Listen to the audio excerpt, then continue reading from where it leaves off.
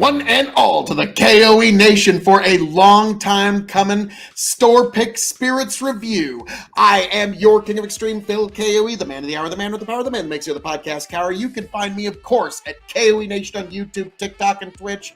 And I am joined this evening by my indomitable broadcast partner, the one, the only. Where's the booze? We're getting there, T. Oh, sorry. 14-time Revolutionary Wrestling Podcast champion, non-chill filtered, quadruple distilled, and ready to try a brand that I have never tried before in Old Elk. Yeah, this is one I'm really looking forward to getting into because I've heard nothing but good about Old Elk. A lot of people swear by it. Now, this is a wine, beer, and spirits store pick. Oh. And Tony, you'll love this. 55.6 alcohol by volume, 111.3 proof, wheated bourbon. So high proof and one of my favorite store pick stores. Beautiful cork top. I like the shape of the bottle. I like the cork, which is actually supposed to be like a. It's like a horn. No, it's well. I was gonna go with that, or like if you cut a tree and did like plates out of it. Interesting. It's nice. The shape. I don't love the label, but the shape of the bottle, the cork, everything else, presentation-wise, top shelf. There you are, T, for the back of the bottle reading. This, oh goodness. I already got the front. Master Distiller Greg, I believe. Greg Metzi. Or Gary, who knows? But I don't know. But yeah, like you said, 55.65 ABV, 111.3 proof, Old Elk. Holy crap, that is little. Wow. And cursive. All right, here we go.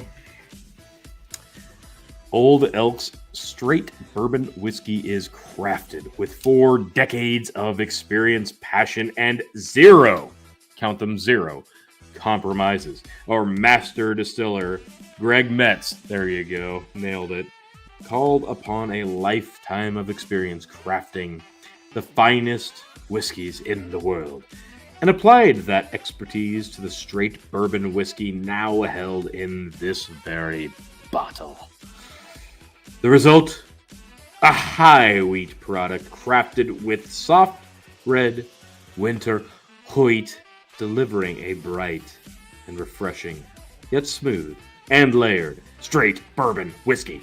We hope you back, relax, and enjoy. Nice. My God, are your nipples as hard as mine? I doubt that. I doubt it too. Well, take it up to your nose, T. I shall.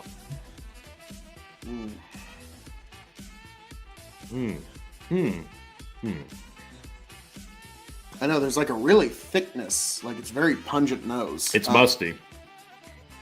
I was gonna say like an oily molasses with a bit of like musty pepper. Yeah, musty. Like no, well, once you said the word musty, I kind of like, okay, that is something to add. No, you're right. Like there's a pepper quality here, musty pepper. I like that's. This is not my favorite nose. I'll be honest. I feel like this is one you could take a lot of time. There's a peanut there. Almost there. You could pick this one apart. Almond. No, it's not. It's not heavenly. You mean like Heaven Hill with nothing? No, the real heaven. All dogs go to heaven. Almonds I don't know about. Who doesn't love dogs? What a dick. Cheers.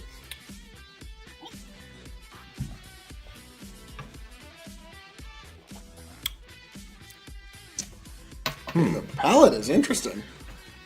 Much better than the nose. Tangy is the wrong word. But tangy adjacent. You know how teriyaki's tangy, but not really? Dude. Yeah. Like it's kind of like got this sweet teriyaki tang. That, yeah.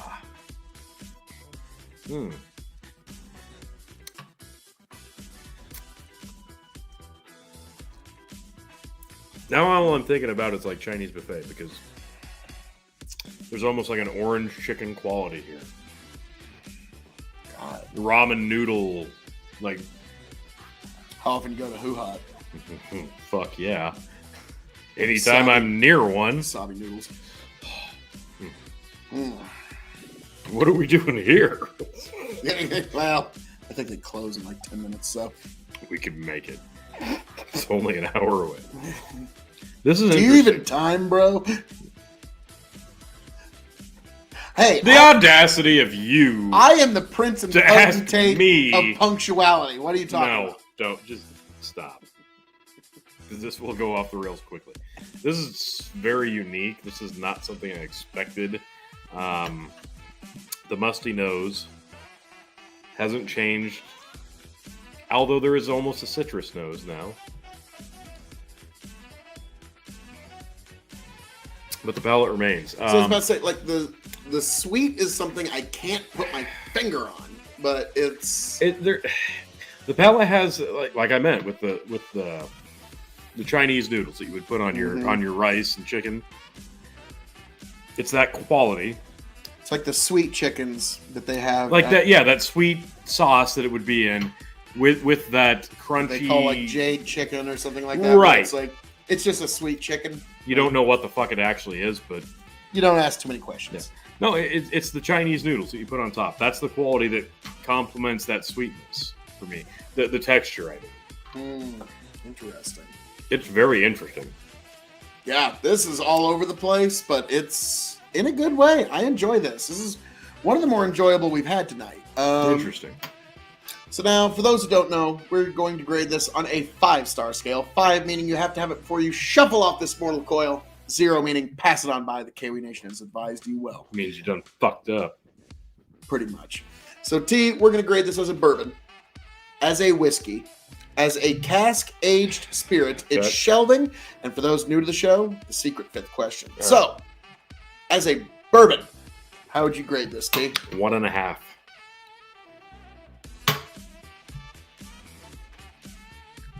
One and a half as a bourbon. Yep. This isn't bourbon. I know it says bourbon on the label. This isn't bourbon. I'm going to go 3.5 as a bourbon. God almighty, so this one's going to be all over the place. As a whiskey, T, what would you give it? 3.5. 3.5. Okay, so you like it, but it's not what you think of when you grab the bourbon. God, no. This is not even remotely adjacent to bourbon. Like, it's got the Americana qualities to it, but no. No, this does not even come close to the typecast of bourbon. As a whiskey, I'm going to give it 3.75 because I really like this, and you could infinitely cocktail this. No, it's very nice. Mm-hmm. I really enjoy this. Clearly, it's not a bourbon, though. It's not a bourbon. As a cask-aged spirit. I don't think they say an age statement. Yeah, there was no age statement here, so I'm going to go 2.75. I'm going to go 3 stars as a cask-aged spirit. Interesting, because you and I are not in agreement on this. No, I think we're both enjoying it for entirely different reasons. Yeah. Okay, well then here's an interesting one: shelving. Middle for sure. Not just because of the presentation, which I do love. Actually, this is unique. This is something that I would want to serve to somebody who actually knew what the fuck they were talking about when it came to whiskey. Not to somebody who just wants a drink. Like, this is something that I think is unique enough that I would want to get some other input from somebody who didn't have an agenda but knows what they're talking about when it comes to whiskey. But if I just gave somebody a shot of this, they wouldn't like this. They wouldn't know what to make of this. Or they would love it. That's what I mean. This thing's all over the place. So, I think this is one of those where it's fair to say if you had 5 friends, 3 of them would be kind of about it, and 2 of them, it would be their favorite whiskey in the world. No, one of them would be their favorite. The other one might. I'm not going to go that far. I would, because it's not as bad as some of the other stuff. It's not bad. It's just, it's different. I don't know if it's different to the point where somebody would absolutely hate this. I will give you, like, out of the 5 friends, one's going to love it, one's going to hate it, the other 3 are just going to be able to drink it. So that's an interesting factor there. Now, keep in mind, this is a store pick from Wine, Beer, and Spirits. We tend to like their store picks. Yeah. I love their store picks, and I love this one, so I'm going to be enjoying this. Now, for me, it would be middle to top for me. You can stop at middle. When this bottle runs empty, will I seek another one is the secret 5th question. I paid 70 plus tax USD. No. So you would not seek this one again? No, not for $70. No. That would be tough for me if it wasn't a store pick. Absolutely not. Like, if you can get a store pick of Old Elk, then yeah, that might be worth it. I wouldn't buy this for $50. Now, what I am going to say is, would I seek this bottle again? No. But what I will seek is the bottle of Old Elk wheat whiskey to enter in to the Sweet 16 wheat whiskey tournament that's coming up here at K.O.E. Nation. So you could just enter this one because this isn't bourbon. Well, it's got more than 51% corn in the mash bill, so it doesn't qualify. Well, God forbid you to, hold rules and such to bourbon standards, because we've already proven that you don't think mash bill counts when it comes to grading bourbon. But that's neither here nor there. I don't know what you mean by that. Yeah, I'm sure you don't. I don't. But folks, wheat, whiskey, amazing. Tony, not as big of a happy fan of this. But folks, as I'm known to say around here, all that being said, thank you for joining us here at the K.O.E. Nation for this long-coming review of this amazing store pick from Wine, Beer, and Spirits. Tony, you're just ants at a picnic. You know that? You're just ants at a picnic. Folks, thank you for being here. Thank you for joining us. I hope all of you make it back here to the K.O.E. Nation happy, healthy, much the wiser. God bless every last one of you. Catch you on the flip side. Tony? Look, the ants are carrying it away.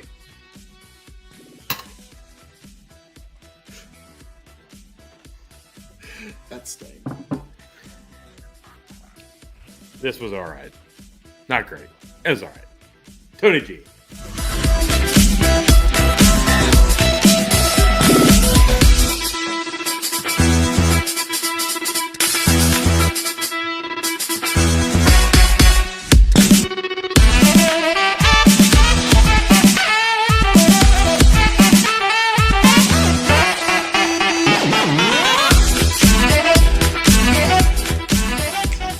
Smooths itself out. Get back.